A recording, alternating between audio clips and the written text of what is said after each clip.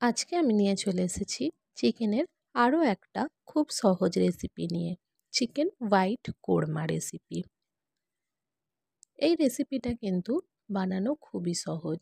ভাত কিংবা রুটি, পরোটা সব কিছুর সঙ্গেই এই হোয়াইট গ্রেভিটা খেতে খুবই ভালো লাগে।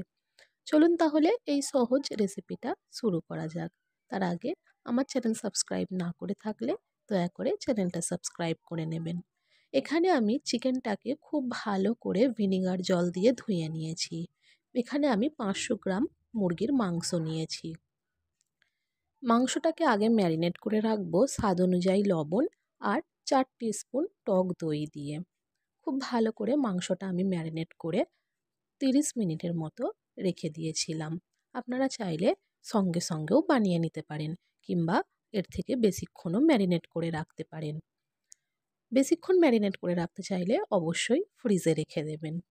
তারপর আমি এখানে কিছু পেস্ট বানিয়ে নেব।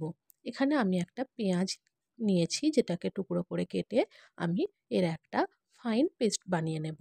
প্রয়োজনে সামান্য জল দিয়ে পেস্ট বানিয়ে নেবেন। তারপর 8-10টা কাজু আর 2 টিস্পুন শুকনো নারকেল গুঁড়ো দিয়ে একটা পেস্ট বানিয়ে দেব। এই নারকেল গুঁড়োটা যে কোনো গ্রসারি শপে পাওয়া যায়। তারপর কড়াইয়ে 2 টেবিল স্পুন তেল গরম করে দিয়ে দেব একটা তেজপাতা, 3টে এলাচ আর 3টে দারুচিনির টুকরো। ফোড়নটাকে নাড়াচাড়া করে এর মধ্যে দিয়ে দেব আদা রসুন বাটা। আদা রসুন বাটাটাকে খুব ভালো করে ফ্রাই করে নেব যাতে কাঁচা গন্ধ না থাকে। তারপর দিয়ে দেব আমি এর মধ্যে পেঁয়াজ বাটা।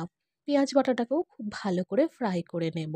পেঁয়াজটা যখন একটু কালার চেঞ্জ করবে তখন এর মধ্যে দিয়ে দেব ম্যারিনেট করে রাখা চিকেন। হাই ফ্লেমে চিকেনটাকে আমি 10 থেকে 12 মিনিট খুব ভালো করে ফ্রাই করে নেব, যতক্ষণ না চিকেনের কালার চেঞ্জ হয়ে যায়। খুব ভালোভাবে এখানে কিন্তু চিকেনটাকে ফ্রাই করে নিতে হবে। অবশ্যই হাই ফ্লেমে করতে হবে, লো ফ্লেমে করলে কিন্তু চিকেন জল ছেড়ে দেবে, তখন রেসিপিটা খেতে ভালো লাগবে না। হোয়াইট কোরমা ছাড়াও চিকেনের আর একটা কোরমা রেসিপি আমার চ্যানেলে আছে, ডেসক্রিপশানে লিঙ্ক দেওয়া থাকবে, ভালো লাগলে দেখে আসবেন। তারপর আমি এর মধ্যে দিয়ে দেব নারকেল এবং কাজু বাদাম বাটাটা দিয়ে আবারও আমি এটাকে খুব ভালো করে চিকেনের সঙ্গে কষিয়ে নেব। এই রেসিপির সমস্ত উপকরণ ডেসক্রিপশানে লেখা থাকবে, যদি কিছু বুঝতে অসুবিধা হয় চেক করে আসবেন। তারপর আমি এর মধ্যে মশলার বাটি ধোয়া একটু জল দিয়ে দিলাম, দিয়ে আবারও খুব ভালো করে নাড়াচাড়া করে মিশিয়ে নেব।